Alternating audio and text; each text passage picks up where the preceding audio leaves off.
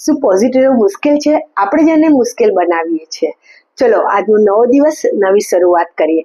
આજે છે ને આપણે ઉઠીને એક્સરસાઇઝ કરીએ, થોડુંક વોર્મઅપ કરીએ તો આપણે ફ્રેશ લાગીશું ને. એક સિમ્પલ સવાલ કે શું સરળ છે, પથારીમાં પડ્યા રહેવું કે એક્સરસાઇઝ કરવું? આપણને શું સ્ટ્રોંગ બનાવે છે? આપણું જીવન પણ એ જ રીતે છે, કારણ કે આપણે જો નેગેટિવ રહીશું ને તો સ્ટ્રેસ, શંકા, ડર એની તરફ આપણને આગળ લઈ જશે. અને જો આપણે પોઝિટિવ રહીશું ને તો આપણને પોસિબિલિટીઝ અને આપણી સાથે ઘણી બધી ઓપોર્ચ્યુનિટી આપણી પાસે આવશે. તો શું કરવું સરળ છે, પણ પોઝિટિવ રહેવું મુશ્કેલ નથી. એ આપણને સોલ્યુશન અને ઓપોર્ચ્યુનિટી તરફ શોધવામાં મદદ કરે છે. આપણું બ્રેન એ જ કરે છે કે જ્યાં આપણું ફોકસ હોય છે. અને સાયન્સ પણ કહે છે કે જો પોઝિટિવ રહીશું ને તો આપણને પોસિબિલિટીઝ અને સમસ્યા ઉકેલવામાં આપણને મદદ કરે છે. પોઝિટિવિટી છે ને દરેક માટે અલગ હોય છે. કોઈને મ્યુઝિક સાંભળવું ગમે છે, કોઈને કોઈની સાથે વાત કરવી ગમે છે, કોઈને ડાન્સ કરવો ગમે છે.